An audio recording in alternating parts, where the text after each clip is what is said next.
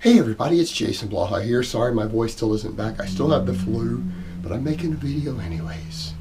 Alright, I had a subscriber ask a question, and I think it's an interesting question because it's something that's pertinent to my own training, probably relevant to a lot of you.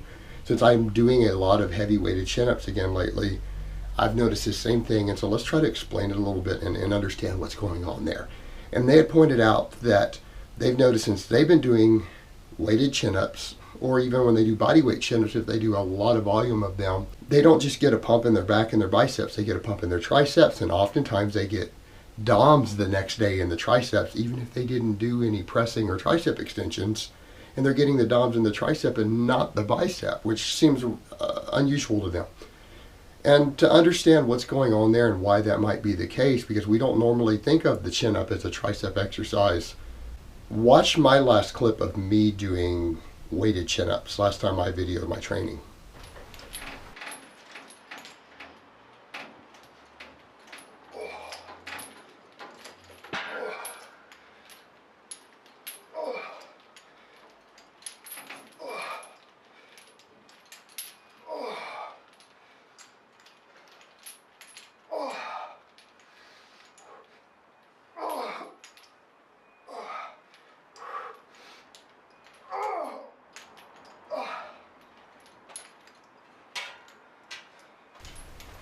Okay, there's something we need to notice there.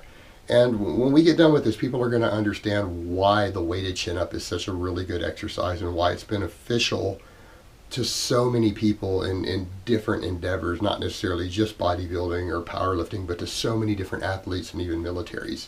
It is a very effective upper body exercise that works a tremendous amount of muscle groups, more than we give it credit for. And if you look at the basics of it, you'll notice that you pull yourself up.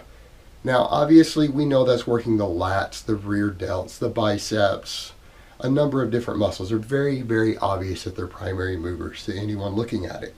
But a lot of people have tried to say, well, it's the triceps might be getting a pump just because they're a stabilizer. Well, they are a stabilizer on any bicep movement. That is true. But there's something else that's going on with a chin-up. And remember, guys, a chin-up means palms in. One of the things you'll notice is that with the chin-up, you get more rotation and an extension of the shoulder joint. And if you guys remember, it's like this, because look, you're all the way up, and then you're pulling down. And you have under load, you're having that extension of the shoulder joint when it's under load.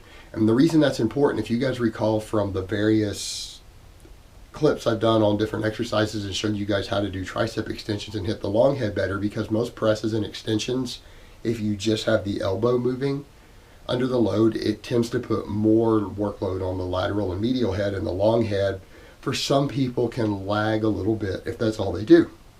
And by adding shoulder extension in, which is one of the primary functions of the long head, you recruit more of the long head, that big head back here on the tricep, with that shoulder extension. So therefore the chin-up technically does work that. It's not necessarily doing much, if anything, and probably is doing nothing for the other head of the tricep, but it is working that long head.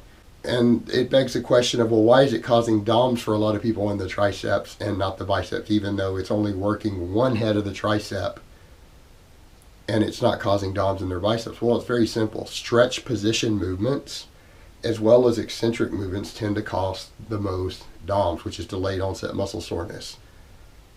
It's putting the long head of the tricep into a stretch position. It's not putting the bicep into the stretch position, which in theory might cause more micro tearing of the connective tissue in the fascia itself, which is generally what's going to contribute most to DOMS. So it's causing that through the micro tearing there because it puts it into a stretch position.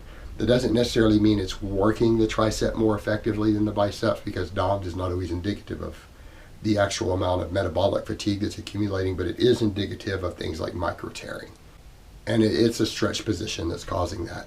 And so then we can look at that and conclude that not only is the chin-up working the lats, the rhomboids, the rear delts, the biceps, all of those movements, but it is also working the tricep to some extent, particularly that long head, enough that it could be giving it some extra development. And there's even questionable, because again, I'm not real big on EMG data, but there is quite a few bits of EMG data floating around out there showing that the chin-up actually does work the upper chest to some extent. Not as much as, say, an incline bench press, but it does work it to some extent. So there's a lot more muscles involved in the weighted chin-up than we give it credit for, which is one of the reasons it is such a good all-around upper body movement to add to your program. And it's why it's so versatile and it's so useful, is because it does actually put a reasonable amount of stress on a lot of different muscle groups, making it a really good exercise for a wide variety of goals for people who have different goals and different programs. And it's one of the reasons I really like the weighted chin-up.